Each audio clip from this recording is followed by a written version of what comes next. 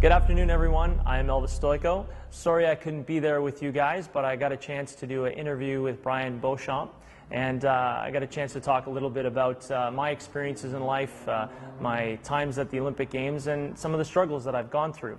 So if there's something, even if it's one thing that you take home from it, I hope it serves you well and helps you on your journey in life. So enjoy.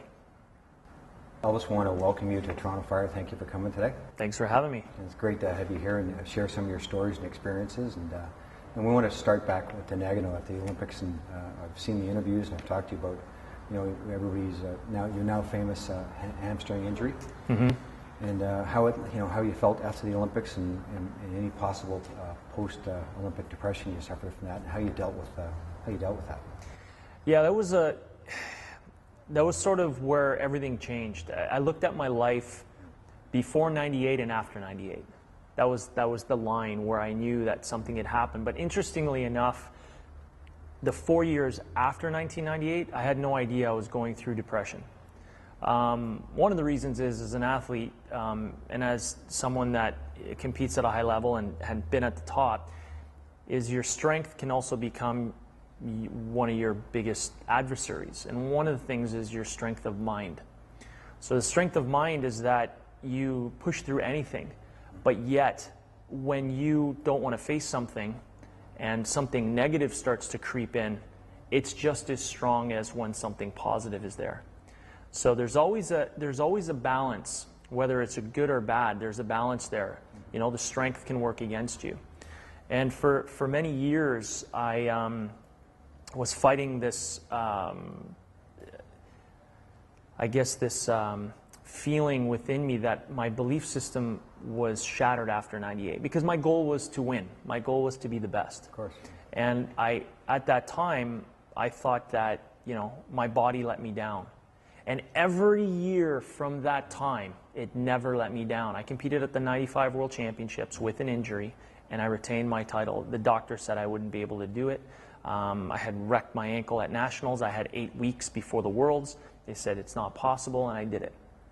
But I always knew that if you believe hard enough in yourself, clarity, that anything's possible. And when it didn't happen, that whole world of mine, my whole belief system shut down. So every time I tried to push, and as an athlete, when you're training, to be the best, you have to not just train, but go the extra mile. When you're tired, you just do more. When you're really tired, you still do more, right? You know what that feeling is like. Well, when I got to that wall, I had no will to push further. So it became a very difficult thing, yet I still tried to chase it all the way through the next 4 years. And from that point, when I stopped skating, then even more stuff started to pile in and hit me. But that's where I looked at my life later on, like before '98 and after '98, because I knew that moment. I knew the moment when I finished the program. I saw red. I don't even remember seeing the audience. I was in so much pain. I was exhausted, and I felt something. Not only my leg, my groin was done, but I felt something break inside me. It was like I pushed beyond, and something snapped. It's funny, like as you said, when you have a goal like the Olympics, and after the games are over, you've tried to do the best you could. You get to a point in your life where you're trying to find a purpose to a certain degree, and maybe during that 4 years you're searching for a purpose. And to a certain degree, you're lost. You're trying to find out what's next for you in your life. Well, that's the thing. Like, a lot of people said, "Oh, you should retire, be the hero," and all that. And I wasn't finished. Something was telling me I wasn't finished, but then when I go to train and be the Terminator or the guy that trained harder than anybody else, my strength was no longer there. The thing I relied on the most, I could not call upon. And I use an analogy when I do motivational speaking on this, is that it's a wagon wheel. And I took the analogy a little bit from my instructor, my martial art instructor, about emotions, but I took it as an analogy with a wagon wheel. So the center of the wheel is the hub, that center, and then you have the spokes that run outside, and they strengthen the center, and then you have a rim on the outside. Well, the center for me was skating. Of course. My whole life, since I was 4 years old, that was my center. And each spoke is connected to a certain part of your life. Family, school, relationships, nutrition, training, all these things. And the stronger connection you have to those things, the stronger the wheel is, right? So better with nutrition, strength with family, support, friends, loved ones, all these things matter. So each spoke, the stronger the spoke, okay, the stronger the wheel. Now, you put the rim on the outside to lock it in place. Now that wheel, with that strength, can go through the toughest, rockiest, most difficult terrain if that wheel is strong. So my whole life, the center of everything was my skating. That was my identity, was skating. And this was the problem. This is what happens to athletes at that level. The center is there. Then when you're done, skating's no longer there. I remove it. What happens to the wheel? It falls apart. Your whole world falls apart. And that's what happens to athletes at the Olympics. Whether they win, lose, or draw, it happens, because that is everything. The biggest thing for me, I had to learn that I wasn't a skater. I was Elvis Stojko who skated. I skate, but it's not who I am, it's what I do. One of the many things I do. It took me many years to figure that out, and that was a process that was very difficult to sort out for myself. But that analogy, I had to find out what I had to replace in the center of that wheel. And it became back simply myself. I am. And that had to be the center. That had to be my strength and the core of the wheel of my life. I think that happens to a lot of us in the fire service, because you become known as a firefighter. You're the neighborhood guy that's the firefighter. And there's many things that encompass that, to your family, to your children, to your occupation, to your hobbies, to your diet, to your sleep patterns. I mean, your sleep patterns really get disturbed, and that wheel, as you said, tends to crumble with some people, and that's where people have problems, and they try and find out some direction. Sometimes they don't feel they're getting direction, or they're scared, and fear comes into a lot of things in life, and as you and I have talked about many times, and when you don't have a direction to go and you think you're alone on an island, it's hard to figure out, where do I get my support from? It's very difficult. And the analogy that I learned from my instructor, Glenn Doyle, he used this amazing kind of the wheel again, that each emotion has a certain attribute. And even the negative, the ones that we think are negative, also have a strength to them. So happiness gives us endurance. When we're happy, even when we're tired, we continue, right? Sure. When we're sad, which is kind of, people look at it as the opposite, right? So sadness, well, what's the positive outcome of that? It's flexibility, the ability to listen, the ability to reflect. Now, if you do it in a positive way and you have support system, that's how it works for you. It's a very good time for you to be able to reflect, and that's what it's there for. Then you have anger. If you can control it, it gives you strength. Really important. As a martial artist, that's a huge part of it. If you can channel that, it can work for you. Yeah. And then the last one, fear. What does fear do? I speak to kids about this all the time. Fear gives you perception. If you can keep a handle on it and understand what's happening during that time. And most of all, men and people that work in this type of environment, it's difficult because there's always fear involved. There's always a fear factor. When I'm working with kids, they're going to compete, and they're about to step on the ice, and they're going to do their 6-minute warm-up, and they make a mistake, and they start to freak out. The fear sets in. What happens is, it's the same mistake they may make on a practice session, but what's the difference now? Well, they think everyone saw it, and it can be the smallest mistake, but to them, it's the big mistake. Fear gives us perception, so it's like looking in a magnifying glass. Usually it's 10 times. When fear is involved, it's 10,000 times. So everything is enhanced, which in a way, when I was skating, it always made me a better skater because it pushed me further. I got to see deeper within me. But you got to make sure you keep a handle on it. You can't let it control you. It's an emotion that happens, but if you guide it and control it, it can be an amazing ally towards where you want to go. But you have to have the strength of mind. I always found fear and reflection were the two difficult things because, as you said, your first battle is with yourself. Before you compete, before you do anything in life, you battle your own fears, try and control that. But reflecting and looking at yourself inward and finding that, maybe I don't feel confident about this or that, or I feel a little bit of weakness. And looking at yourself and, what can I do better? Reflecting on yourself and looking at your vulnerabilities, that can be painful at times. Yep. And scary. So you try and get those two harnessed, and it makes you a better athlete, just a better person. But some people can't control them as good as others. I think it's a bit of a learned, I hope you'll agree, it's a bit of a learned response where it's something you have to practice to get better at. Yeah. And as yourself, you've been through many high experiences that have been so much pressure. Then, you've been there before, I've done this, you probably said it to yourself many times. I've been here before, I've been in the same platform, I can do this. And you talk yourself into saying, 2 minutes ago you're worried, and now all of a sudden you say, I can do this. And that helps you get out of a lot of things. And some people lack those coping mechanisms, and that's what, some of your stories are really good for that. There was one instance with the fear, and it was 98. No one knew I was injured, and I didn't want the media to turn it into a circus beforehand, so I could help myself focus.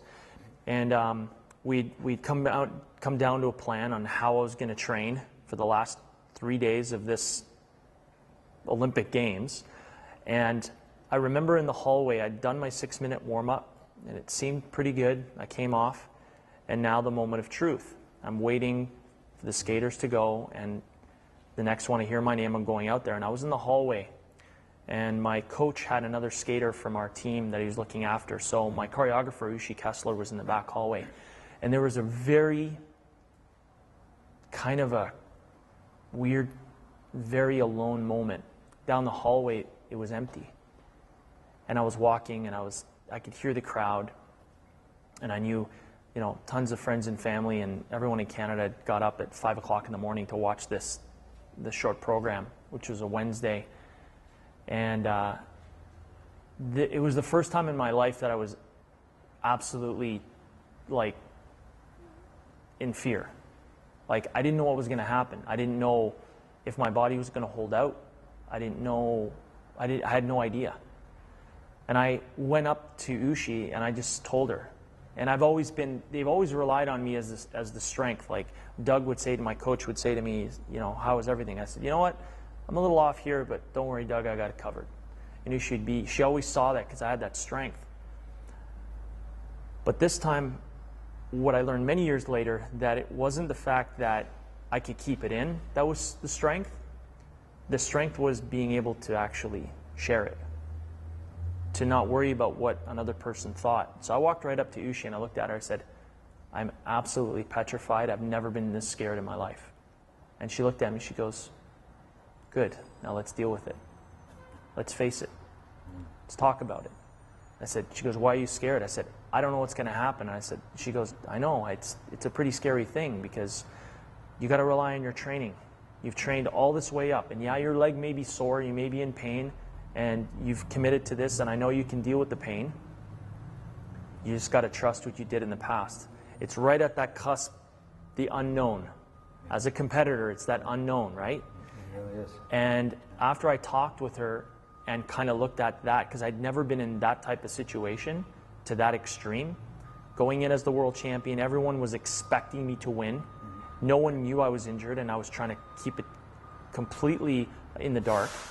And I had to go out and do this thing. And when I stepped out, I just had to trust myself. But the fact that I actually spoke about it calmed it down. And then that was one of the things that I learned about it, was the fact that the real strength is being able to talk about it and facing it and making it come out of you, dealing with it, and letting it dissolve. Elvis, there's a stigma behind mental health and depression issues, and it seems to be always in play. It's not something you cured with overnight. How do you try and deal with that when you know it's always in play and you just realize that it's just not gone all of a sudden? Well, it's a situation where if I'm either by myself in the moment, like you get like those night terrors, or you wake up and in a sweat, or you're lying in bed and you don't know if you're awake or not, or asleep, and you can't move. Those moments are just, they're terrifying. So I just go back to the simple thought of just breathing, and then trusting and realizing that I'm actually not alone. That was a big thing for me. The breathing was huge, and I was lucky that I learned that through martial arts, to be able to control it. Anyone should know this, is yourself. Breathing is huge, and when you talk to, when you're doing it for so long, you were doing it since 9 years old. I've been doing it since I was 10. It becomes an automatic thing. You use it all the time, and you think about it. You start to slow your breathing down to get control. And I teach that to kids when they skate. But when you realize how many people actually don't know that, they don't know how to actually breathe properly. They're either breathing up near the top of their chest, or not pushing it all the way down to the bottom, breathing deep, how to take in the air. One of the big things I used a lot was visualization. I learned this from my instructor as well, was closing my eyes and breathing in white, like a white cloud. So it cleanses the body, and when you breathe out black, so that everything that's negative leaves you. And then everything that comes in is cleaning you, and everything that leaves you is being cleansed out of you. So it gives me a focus point, because some people will be like, well, how do I focus? What do I focus on? I can't meditate. I can't clear my mind. Well, first thing you start with is the breathing. But that one, even if your breathing is off, if you start to do that, that actually really helped me, and I got into a rhythm automatically by picturing it. And that would just calm everything right down. And then I could, after that point, go to someone that I'm close to and say, this is what happened. I need to talk about it. In your opinion, what's the public perception, or your perception, of firefighters or just emergency personnel? What do they do? What do we do? Oh, geez, we had this conversation. I mean, they save lives. They look after us. They take care of us. I couldn't imagine. Yeah, I'm going to the Olympic Games. I got the whole country on my shoulders, but it's not life or death. Yeah, I'm not gonna get up the next morning. What you guys do, this is a whole other level. This is real life. This is real life to me. This is dealing with things that, could save or lose a life, and that's a whole different place, a whole different level. The formula is the same. The formula and how to deal with it is the same.